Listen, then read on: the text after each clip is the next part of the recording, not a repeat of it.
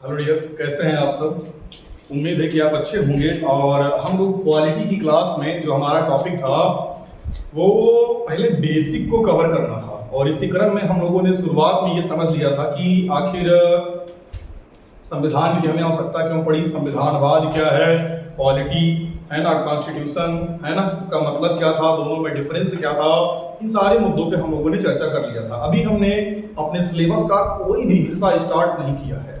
आज हम लोग इसी क्रम में उस चीज को पढ़ेंगे जो आगे पॉलिटी को पढ़ने में हमारे लिए मददगार होगा। हम चीजों को अच्छे से समझ सकते हैं क्योंकि ये शब्द बार बार इस्तेमाल होंगे, और जब बार बार इस्तेमाल होती है कोई चीज और अगर हमें नहीं आता उसका मतलब, तो हम बड़ा असहज महसूस करते हैं कि अरे यार ठीक है। और टीचर आता है, भारी भरकम शब्दों का प्रयोग करता है, किताबों में लिख दिया जाता है, पूरा एक जगह समेट के नहीं मिलता, तो हमें चीजों को ढूंढने में, इकट्ठा करके पढ़ने में बड़ा दिक्कत होती है। इसीलिए आज हम क्या करेंगे, उस चीज को पहले समझ लेते हैं। पहले हम जहां जहां जो बेसिक कवर होगा उन सारे मुद्दों को एक जगह समेट के लपेट लेंगे, पूरा पढ़ लेंगे। उसके बाद फिर अच्छे से चीजों को आगे समझेंगे, चैप्टर स्टार्ट करेंगे तब पढ़ेंगे। तो आज इसी क्रम में हम लोगों को जो पढ़ना है वो है विभिन्न प्रकार के बहुमत। ये शब्द बहुत बार इस्तेमाल होगा ना, तो पहले ही आप जान लीजिए विभिन्न प्रकार के बहुमत। इसके बारे में हमें समझना है कि आखिर बहुमत क्या होता है, हमें यही समझना है। बहुमत का मतलब क्या होता है आप समझ रहे होंगे, ठीक है ना। मेजॉरिटी, जिसमें बहुत ज्यादा मत पा लिया हो, बहुत मत पा लिया बाकी की तुलना में, उसे हम बोलेंगे बहुमत। तो आप पॉलिटी जब पढ़ेंगे, कॉन्स्टिट्यूशन पढ़ेंगे, तो ये शब्द कई बार इस्तेमाल होगा कि राष्ट्रपति के लिए, जजों की नियुक्ति के लिए, या किसी भी प्रक्रिया के लिए, लोकसभा में, राज्यसभा में, इस बहुमत से, उस बहुमत से, विशेष बहुमत से, प्रभावी बहुमत से, साधारण बहुमत से, तो चीजें थोड़ा वहां जटिल हो जाती हैं, तब समझ में नहीं आती। तो चलिए हम पहला जो पढ़ेंगे बहुमत, जो पहले प्रकार का बहुमत होता है उसे हम बोलते हैं साधारण बहुमत, ठीक है ना, सिंपल मेजॉरिटी, साधारण बहुमत। आखिर सिंपल मेजॉरिटी यानी ये क्या है, समझ लेते हैं, ठीक है ना। सिंपल मेजॉरिटी यानी साधारण बहुमत का मतलब क्या होता है।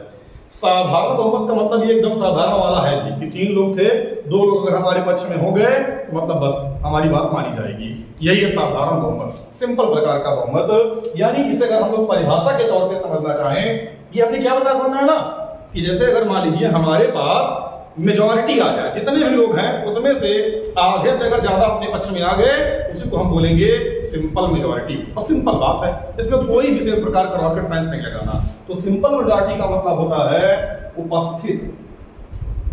उपस्थित और मतदान करने वाले सदस्यों का बहुमत। उपस्थित और मतदान करने वाले सदस्यों का बहुमत। जो उपस्थित और मतदान करने वाले सदस्यों का बहुमत होता है उसे ही हम बोलेंगे साधारण बहुमत। नहीं समझ में आया, एक एग्जांपल से समझते हैं। क्या है एग्जांपल, चलिए अगर हम मान लेते हैं कि हमारे पास लोकसभा में 545 सीटें हैं, ठीक, जो भी हैं, हमने अंक ले लिया ऐसे ही कि हमने कहा हमारे पास कुल 545 सीटें हैं, और कोई एक विधायक था जिसे हमें पास कराना था या कुछ मिला होगा। तो इसके लिए विधेयक पास होगा या नहीं होगा, उस पर चर्चा करने के लिए, या जो भी मुद्दा रहा होगा उसको रखने के लिए हमने वोटिंग कराया, बहुमत कराया, वोटिंग परीक्षा कराया। तो उस दिन, जिस दिन हमने ये कराया, उस दिन मान लो कुल 200 लोग ऐसे थे जो लोकसभा में मौजूद थे। कितने? 200।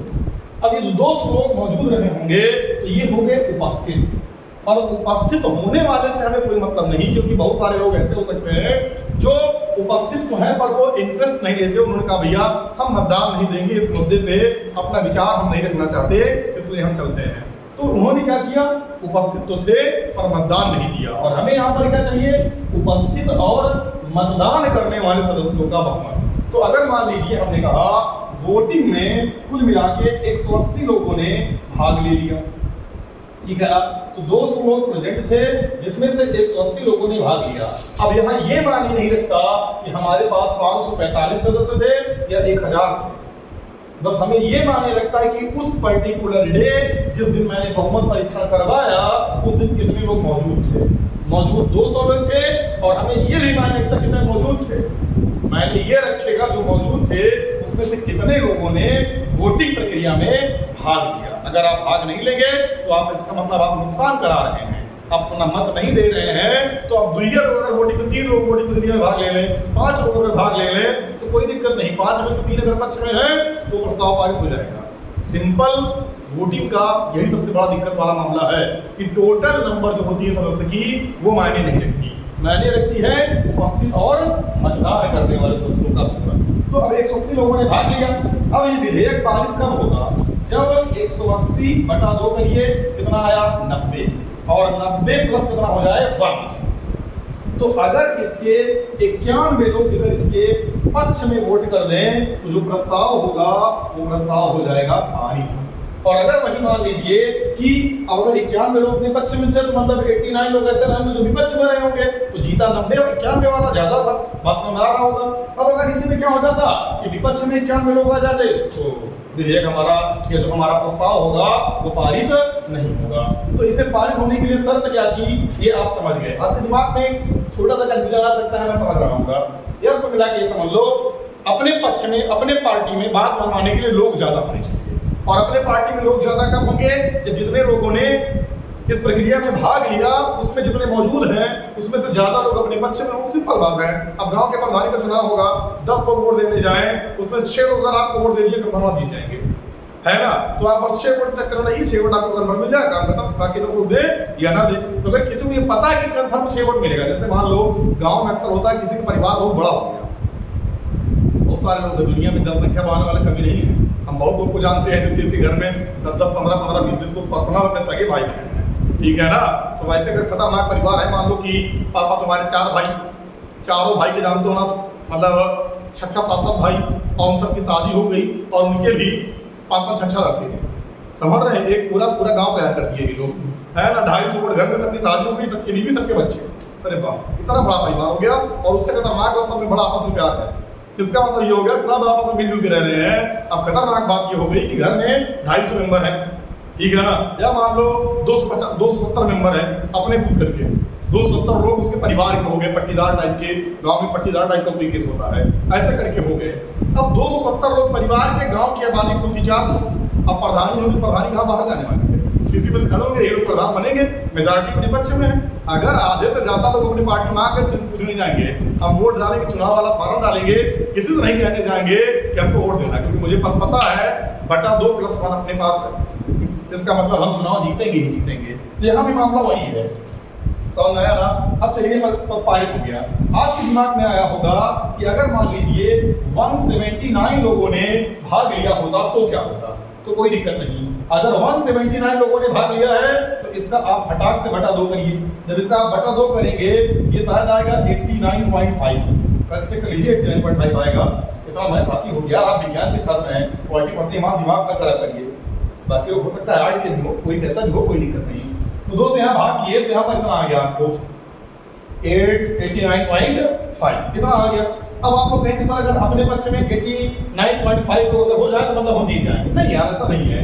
अब आधा लोग कहाँ से लाओगे पकड़ के, ठीक है ना? यानी अगर अपने पक्ष में 90 लोग अगर हो जाएं तो हम जीत जाएंगे। यानी तब अगर 90 लोग अगर पक्ष में हो जाएं तो इसका मतलब हो जाएगा जीत जाएगा, मतलब वही प्रस्ताव जो हमारा होगा वो पारित हो जाएगा। ये बात समझ आ रही है ना? मैंने ऐसा क्यों किया? देखो, अगर 90 लोग अपने पार्टी में आ गए, ठीक है ना, 90 लोग अगर अपने पार्टी में आ गए तो जो अगला बंदा होगा उसके पास कितने बच्चे बचेंगे? कितने लोग बचेंगे? बच्चे नहीं, कितने लोग बचेंगे बताइए? उधर से देखिए 79 हो गया, इधर से हो गया 89, टोटल 89। अब अगर उसके पक्ष में 89 है, विपक्ष में 89 है, हमारे पास 90 है, तो हमारा ज्यादा है ना, तो प्रस्ताव पारित होगा। और अगर यहाँ पर देखो, यहाँ पर कुछ हो क्या था, यहाँ 90-90 हो सकता था। तो अगर मान लो 90 पक्ष में चले गए और 90 विपक्ष में चले गए तो प्रस्ताव अटक गया, तो फिर से यहाँ वोटिंग करानी पड़ेगी या एक वोट पैसे डालना पड़ेगा, ठीक है ना? वो क्या बोलते हैं, चैलेंजिंग वोट। तब तो ठीक है। तो हमने क्या बताया, समझ में आ रहा है कि नहीं आ रहा है? चलिए, तो ये बेसिक बात समझ में आ गया। यहाँ इसमें 91 होना पड़ेगा, और अगर मान लो फ्रैक्शन में लोग आते हैं तो यहाँ मामला सीधे है। सीधे क्यों है? क्योंकि बटा 2 करेंगे, इसको बढ़ा लेंगे, 90 हो गया, प्रस्ताव पारित हो गया। तो पहली जो हमारा प्रकार आया वो हमारे पास आया साधारण बहुमत। इसको आप बढ़ाएंगे, साधारण बहुमत क्या है? तो पहला हम लोगों ने जो बहुमत पढ़ा वो बहुमत हमारा था साधारण बहुमत। जो दूसरा बहुमत है प्रभावी बहुमत, ठीक है ना? प्रभावी बहुमत का मतलब होता है इफेक्टिव मेजॉरिटी। प्रभावी बहुमत में इफेक्टिव मेजॉरिटी में हम क्या समझेंगे, यानी प्रभावी सदस्यों का बहुमत। देखिएगा, प्रभावी सदस्यों का अगर हमें बहुमत निकालना है तो हम कैसे निकालेंगे प्रभावी सदस्यों का बहुमत। पहले हमें ये पता होना चाहिए कि कुल कितने सदस्य ऐसे हैं जो प्रभावी हैं। देखिएगा, तो प्रभावी सदस्य संख्या हम निकाल लेंगे। तो प्रभावी सदस्य संख्या बराबर होता है जो कुल संख्या है इनमें से हम घटा देंगे रिक्तियां। बात समझ आ रहा है ना? तो जो संख्या बचेगी उसे हम बोलेंगे प्रभावी सदस्य संख्या। तो प्रभावी सदस्य संख्या का मतलब होता है कि कुल रिक्तियां या कुल संख्या माइनस कुल रिक्तियां। रिक्तियां का मतलब क्या समझिएगा, जैसे हो सकता है कि कोई हमारा सदस्य ऐसा हो जिसकी मृत्यु हो गई हो, तो मृत्यु की वजह से भी यहाँ पे क्या आ सकती है, वैकेंसी, रिक्तियां आ सकती हैं। उसकी संख्या कम हो जाएगी। जैसे 545 था और मान लो 2 लोग खत्म हो गए, तो इसका मतलब जो प्रभावी सदस्य संख्या होगी वो हो जाएगी 543।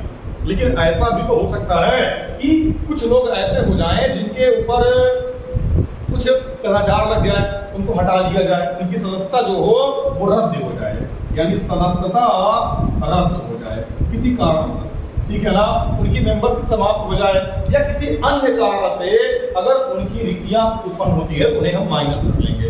बात समझ आ रहा है ना? अब देखिए, जैसे एग्जांपल क्या है इसका, मान लीजिए कि लोकसभा था आपका, इसमें 545 मेंबर थे। कितने मेंबर? 545। या कहीं की भी बात करें जहां पर अगर हम प्रभावी बहुमत निकालेंगे तो जो टोटल मेंबर होंगे हमने क्या माना, 545। इसमें से हो सकता है कि मान लो कि हो सकता है इसमें से 5 लोग ऐसे थे जिनकी रिक्तियां हो गई, जो किसी कारणवश अब रिक्त है उनकी सीट। जैसे हो सकता है कि उनकी मृत्यु हो गई हो, या हो सकता है वो त्याग पत्र दे दिया हो, ये भी हो सकता है। कुछ लोग होते हैं जो अपना त्याग पत्र दे सकते हैं। मान लो किसी पार्टी के थे, उनका मन हो गया पार्टी छोड़ने को और दूसरे पार्टी ज्वाइन करने को, तो ऐसे पार्टी छोड़ के जाते तो उनके ऊपर फिर मामला कार्रवाई हो जाती। इसलिए वो क्या करेंगे, उन्होंने पहले पार्टी को छोड़ दिया, त्याग पत्र दे दिया और दूसरी पार्टी ज्वाइन कर लिया। नेताओं में अक्सर ये होता रहता है, तो उनका मामला जाने दीजिए नेताजी लोग का। और ये समझिए कि रिक्ति होनी चाहिए बस, चाहे वो मर के रिक्ति में, चाहे त्याग पत्र के, और चाहे सदस्यता खत्म हो जाए उनकी, है ना, किसी कारणवश रद्द हो जाए। तो 545 और माइनस क्या हो गया 5। अच्छा, कई बार त्याग पत्र ऐसे हो जाता है, कई लोग ऐसे होते हैं जो 2-2 सीट से चुनाव लड़ लेते हैं और दोनों जगह जीत गए, तब उन्हें एक सीट से क्या देना पड़ेगा, त्याग पत्र। तो ऐसे रिक्तियां आ जाती हैं। तो रिक्तियां कई प्रकार से उत्पन्न हो सकती हैं। तो 5 लोग घटा देंगे तो हमारे पास बचा 540 नंबर। अब हमारे पास जो प्रभावी संख्या आई वो 540 आई। अब जब वोटिंग होगी तो हमें 540/2 अगर हम करेंगे, यह मिलने वाला है क्या बच्चा, बोलो, 2 दूनी 4, 2 सत्ते 14, 270 ये तो मिलेगा ना। तो 270 + 1, एक ज्यादा, अभी तो आधे ज्यादा होंगे ना, ये आधा। अगर 270 को 540, अगर 270 उस पार्टी में, 270 इस पार्टी में, मामला बराबर का, हम जीतेंगे तब हमारी बात कम मानी जाएगी जब हमारी तरफ लोग ज्यादा। तो इसीलिए मैंने क्या किया, 270 + 1 कर दिया, यानी अगर 271 लोग हमारे पक्ष में हैं तो जो भी हमारा मामला है वो पारित होगा। तो प्रभावी बहुमत में हमेशा हम क्या करेंगे, रिक्तियों को माइनस कर देंगे, ठीक है ना। तो हमने 2 प्रकार के बहुमत के बारे में पढ़ा।